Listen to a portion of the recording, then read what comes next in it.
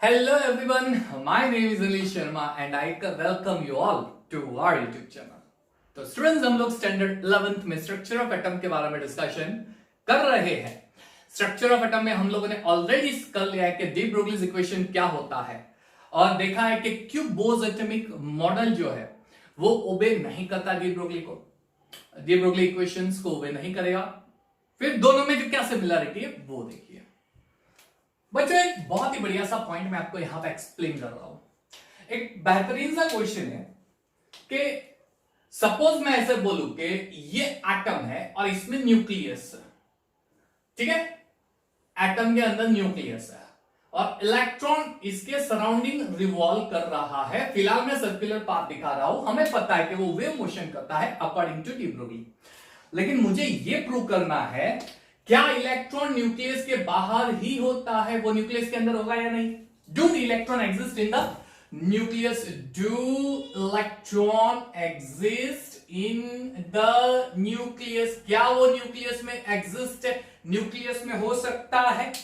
क्यों न्यूक्लियस के बाहर ही है, उसका रीजन क्या हो सकता है, क्या हो सकता है उसका रीजन।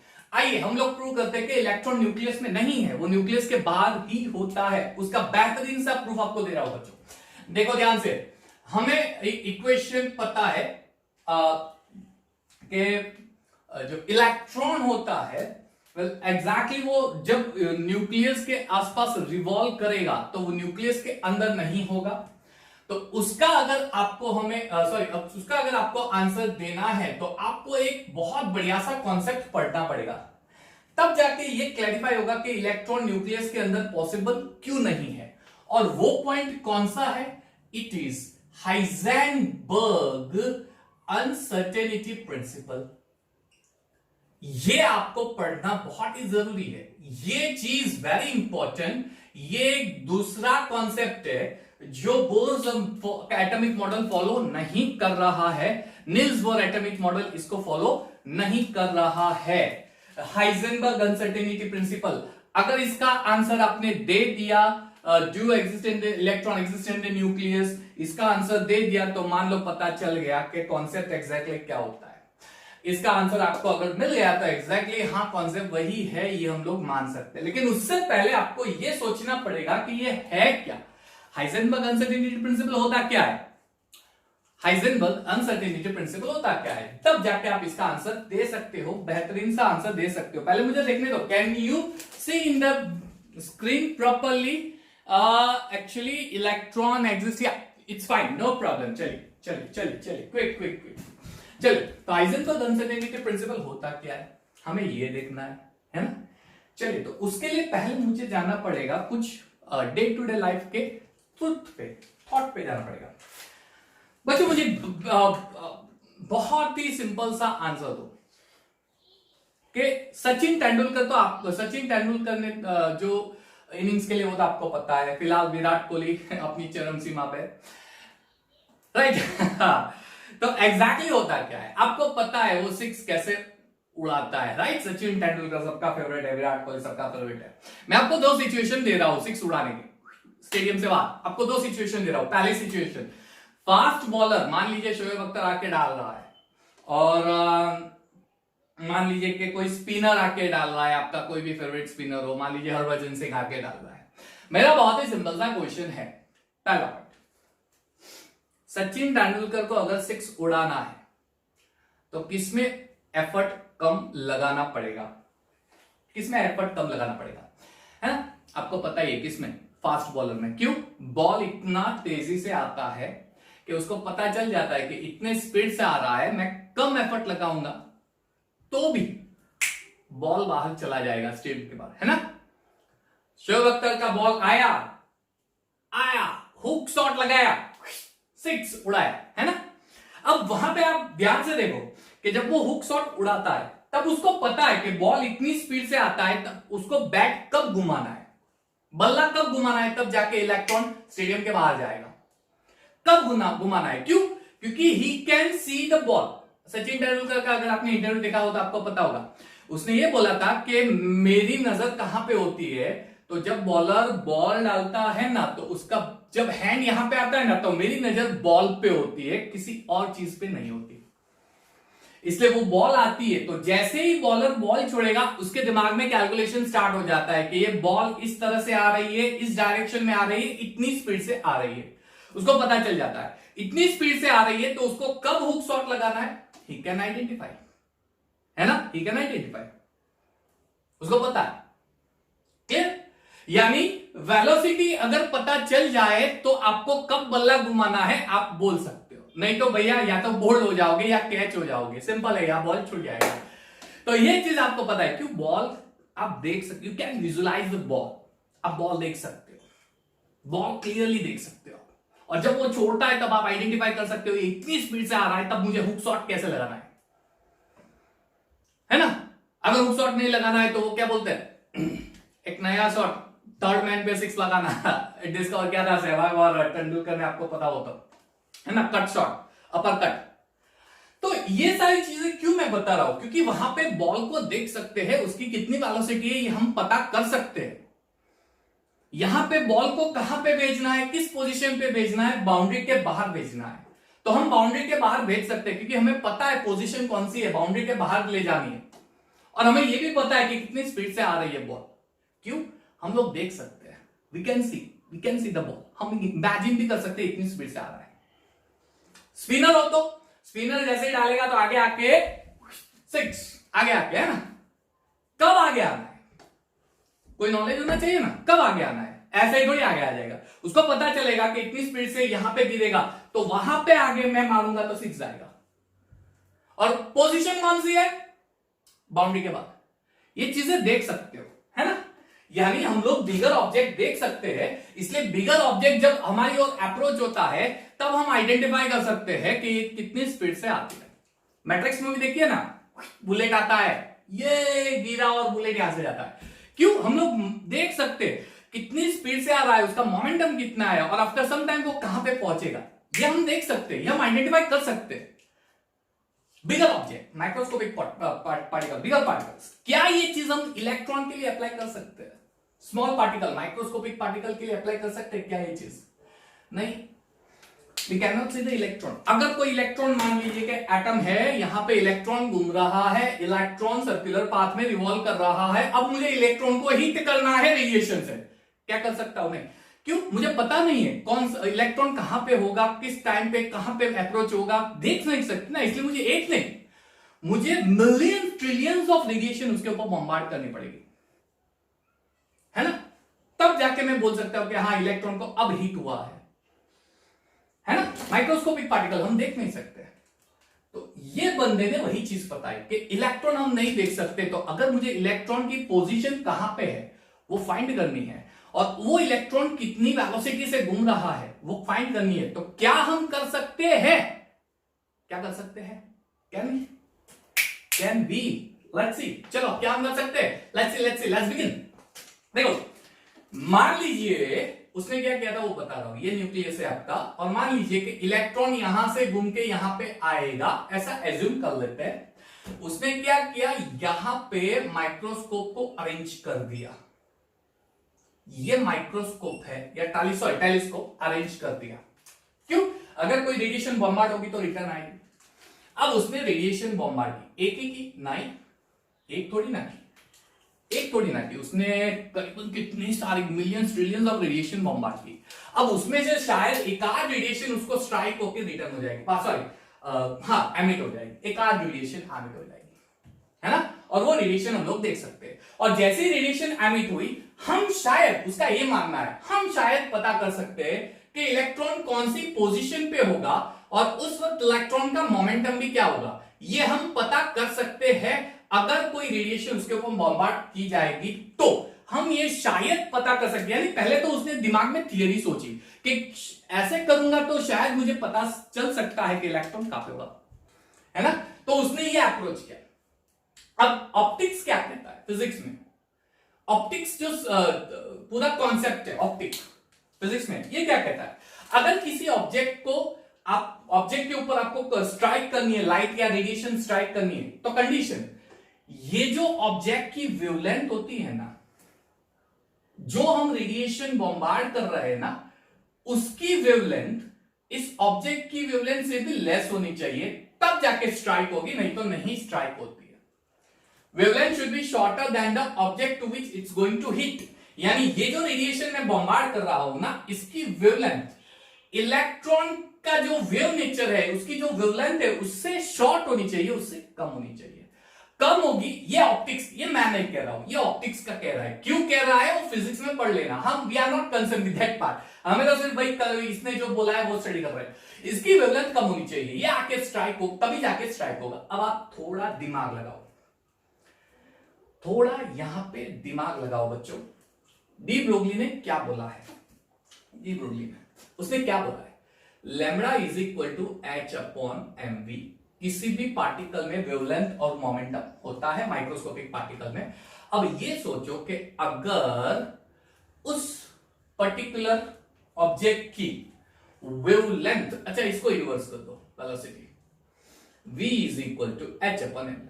अब आप ये सोचो कि अगर उस पर्टिकुलर रेडिएशन की वेवलेंथ बहुत बहुत लेस हो गई, बहुत बहुत बहुत बहुत बहुत लेस हो गई, है ना, तो उसकी वेलोसिटी कैसी हो जाएगी? Very very high. इतनी ज्यादा हाई हो जाएगी वेलोसिटी कि इलेक्ट्रॉन की जो एग्जैक्ट वेलोसिटी होती है ना, वो हमें नहीं मिलेगी, वो हमें नहीं मिलती है इलेक्ट्रॉन की एग्जैक्ट वेलोसिटी। क्यों? जैसे ही वेवलेंथ शॉर्ट है, शॉर्ट वेवलेंथ है, स्मॉल वेवलेंथ है, जैसे ही आए स्ट्राइक हुई यानी एनर्जी इलेक्ट्रॉन में घुसी, अंदर घुसी इलेक्ट्रॉन में, इलेक्ट्रॉन के अंदर जैसे ही घुसी, इसकी वेलोसिटी एकदम हाई हो गई, एकदम हाई होगी, यानी उसकी जितनी वेलोसिटी है ना, उससे कई गुना वेलोसिटी बढ़ गई, कई कई कई गुना वेलोसिटी बढ़ गई। यानी रेडिएशन जैसे स्ट्राइक हुई, वैसे इलेक्ट्रॉन वेलोसिटी इतनी चेंज हो गई कि हम लोग अब इलेक्ट्रॉन की एक्चुअल वेलोसिटी क्या है वो फाइंड नहीं कर सकते। और शायद अगर उस इलेक्ट्रॉन की वेलोसिटी मिलेगी भी ना, तो वो वेलोसिटी कैसी होगी? It won't be certain, it will be uncertain, uncertain होगी, वो चेंज हो गई हुई वेलोसिटी होगी, चेंज हो गई होगी। यानी इलेक्ट्रॉन की एग्जैक्ट वेलोसिटी हम लोग फाइंड नहीं कर सकते, नहीं कर सकते। हाँ, वेवलेंथ शॉर्ट है, इसलिए जैसे रेडिएशन बाहर निकलेगा, हम लोग वेवलेंथ इलेक्ट्रॉन की पोजीशन करीबन, फिक्स नहीं लेकिन करीबन फाइंड कर सकते हैं कि रेडिएशन यहां से आई, यानी इस रीजन के अंदर कहीं पे इलेक्ट्रॉन होगा, यानी पोजीशन हम लोग फाइंड कर सकते हैं। हालांकि पोजीशन की भी एक्यूरेसी इतनी हाई नहीं होगी, लेकिन उस पोजीशन की जो अनसर्टेनिटी है वो थोड़ी लेस हो जाएगी, थोड़ी लेस होगी। यानी हम लोग करीबन बोल सकते हैं कि इलेक्ट्रॉन शायद यहां कहीं पे होगा। वो हम बोलते हैं ना कि मोबाइल लेके हम लोग घूम रहे, ढूंढ रहे, क्या हम लोग वो मोबाइल से डायरेक्शन लोकेशन फाइंड करते हैं ना। हाँ, तो mobile Google map, yes Google map से हम लोग जब लोकेशन फाइंड करते हैं ना, एग्जैक्ट लोकेशन नहीं, वो पेट्रोल पंप है ना उसके आसपास कहीं पे, आसपास कहीं पे, यानी एग्जैक्ट तो हम लोग तब नहीं बता सकते। हाँ, पहुंच गए उसके बाद बता सकते, लेकिन तब नहीं। हम क्या बोलेंगे? वो कहीं ना कहीं पेट्रोल पंप के आसपास है, देखो यहाँ पे पेट्रोल पंप दिखेगा, आसपास करीबन ऐसा ही कुछ। इलेक्ट्रॉन की पोजीशन पता तो चल जाएगी, लेकिन एग्जैक्ट कहां पे होगी नहीं, वो आसपास ही, आसपास कहीं पे होगा, यानी पोजीशन एक्यूरेट नहीं होगी। हाँ, अनसर्टेनिटी लेस होगी, लेकिन उस चक्कर में वेलोसिटी की अनसर्टेनिटी बहुत हाई हो गई, बहुत हाई हो गई। क्यों? वेवलेंथ शॉर्ट है, वेलोसिटी हाई हो गई, बहुत हाई हो गई। अब मुझे वेलोसिटी की अनसर्टेनिटी लेस करनी है, तो इस रिलेशन के हिसाब से वेवलेंथ इतनी लॉन्ग लेनी पड़ेगी, इतनी बिग लेनी पड़ेगी कि वेलोसिटी एकदम कम हो जाएगी। यानी इलेक्ट्रॉन की वेलोसिटी शायद चेंज होगी तो कम चेंज होगी, यानी वेलोसिटी करीबन आपको स्मॉल चेंज मिलेगा, यानी अनसर्टेनिटी वेलोसिटी की लेस मिलेगी। लेकिन प्रॉब्लम हो जाएगा। प्रॉब्लम क्या होगा? इलेक्ट्रॉन की पोजीशन फाइंड करनी हो तो वेवलेंथ लेस होनी चाहिए, अगर मुझे वेलोसिटी लेस करनी है तो वेवलेंथ लॉन्ग करूंगा, तो ये तो कॉन्ट्राडिक्टरी हो गया, ये तो कॉन्ट्राडिक्टरी। पोजीशन के लिए वेवलेंथ लॉन्ग करनी है, सॉरी लेस कर, शॉर्ट करनी है, लेकिन यहां पे वेवलेंथ लॉन्ग कर रहा है, यानी मैं वेलोसिटी की अनसर्टेनिटी लेस कर सकता हूं, तो यहां पे मोमेंट पोजीशन की अनसर्टेनिटी बहुत हाई हो जाएगी। यानी पोजीशन और मोमेंटम में से एक चीज की अनसर्टेनिटी लेस होगी, लेकिन दूसरी चीज की अनसर्टेनिटी तो बहुत ही हाई हो जाएगी, हम लोग ये बोल सकते हैं। यानी एटम के सराउंडिंग जब मैं किसी इलेक्ट्रॉन की पोजीशन फाइंड करने की ट्राई करूंगा, तब मैं क्या देख सकता हूं? तो एग्जैक्टली वो इलेक्ट्रॉन की जो पोजीशन होती है उसकी अनसर्टेनिटी अगर लेस मिलेगी तो वेलोसिटी की अनसर्टेनिटी बहुत ही हाई मिल जाएगी, और अगर पोजीशन की जगह वेलोसिटी की अनसर्टेनिटी लेस मिलेगी तो पोजीशन की हाई हो जाएगी। ये पूरा एक्सपेरिमेंटल फॉर्म। तो हाइजेनबर्ग ने क्या बताया, उसका स्टेटमेंट क्या है, यहां पे मैं लिख देता हूं। उसका स्टेटमेंट क्या है, उसने ये बोला कि it is impossible to determine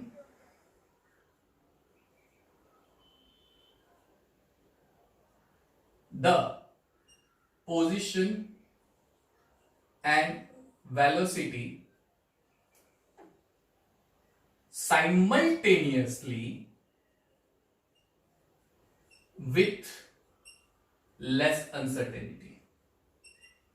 दोनों की अनसर्टेनिटी लेस हो ये केस तो आएगा ही नहीं, दोनों की अनसर्टेनिटी लेस हो ये केस तो आएगा नहीं। दो में से किसी एक की अनसर्टेनिटी लेस होगी तो किसी की अनसर्टेनिटी अनसर्टेन। अच्छा, पोजीशन की अनसर्टेनिटी लेस मिली, इसका मतलब पोजीशन भी एग्जैक्ट कहां पे इलेक्ट्रॉन पता नहीं, यानी एटम के आसपास इलेक्ट्रॉन कहां घूम रहा है वो पता नहीं, लेकिन एक थोड़ा रीजन बता सकते हैं कि इतने रीजन में इलेक्ट्रॉन यहां कहीं पे होगा, ये हम बता सकते हैं। इसलिए वो भी अनसर्टेनिटी होती है लेकिन लेस होती है, वो भी अनसर्टेनिटी होती है लेकिन लेस होती है।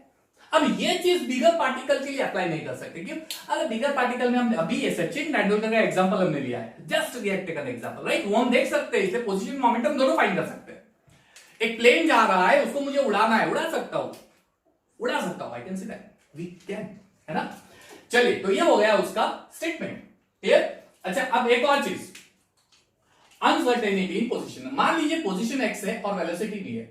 अब जैसे मैंने बताया दोनों सर्टेन तो होंगे नहीं, फिक्स इलेक्ट्रॉन की पोजीशन वेलोसिटी होगी नहीं, तो इसलिए उसकी अनसर्टेनिटी के लिए मैं आगे डेल्टा कर देता हूं, delta x into delta p momentum.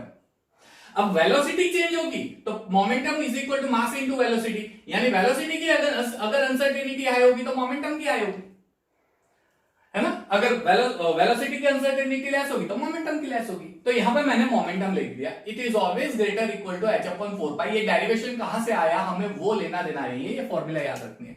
Momentum क्या होता है, मास into velocity. Mass of electron वो तो फिक्स ही होता है, वो कभी चेंज नहीं होता। इलेक्ट्रॉन का mass is always certain constant, so delta x into m delta v is greater or equal to h upon 4 पाई।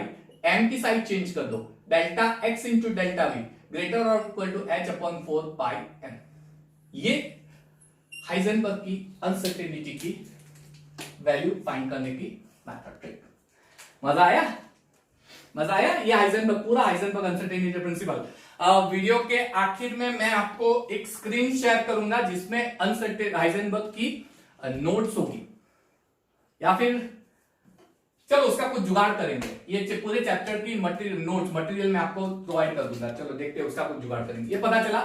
अब मेरा क्वेश्चन क्या है, do electron exist in the nucleus, हम वो चीज पे आ जाते हैं, इलेक्ट्रॉन। अच्छा, मान लीजिए कि ये आपका न्यूक्लियस है।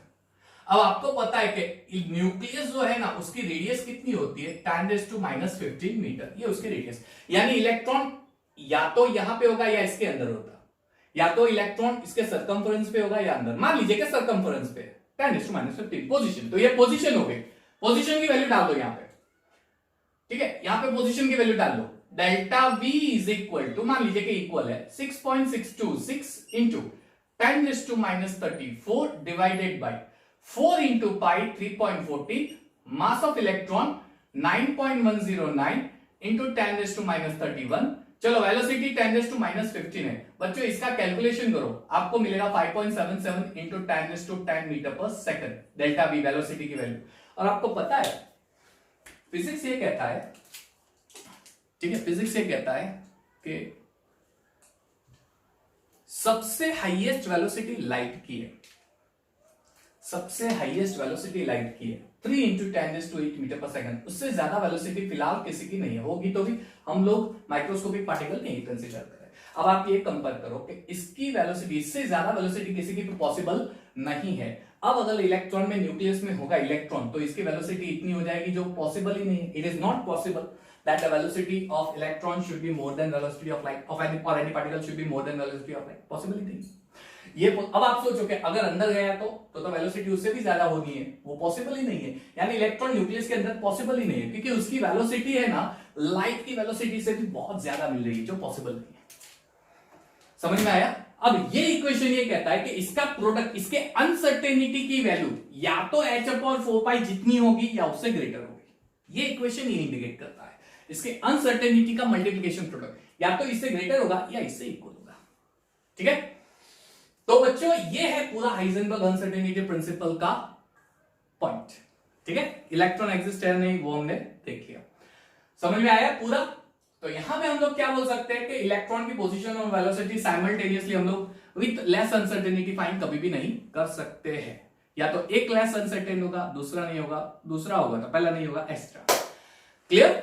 तो यहां पे कंफ्यूजन हो गया कि अगर वेलोसिटी की फाइंड कर सकते, वेलोसिटी हम लोग अनसर्टेनिटी लेस से फाइंड कर सकते हैं तो पोजीशन नहीं, तो इलेक्ट्रॉन आखिर है कहां पे? इलेक्ट्रॉन किस तरह से रोटेट करता है? वेव फॉर्म में है तो कहां कहां रोटेट करेगा, किस पोजीशंस में मिलेगा, वी डोंट नो। तो नेक्स्ट वीडियो लेक्चर में उसका आंसर देने की ट्राई करेंगे। तब तक take care of yourself. Thank you everyone and have a nice time.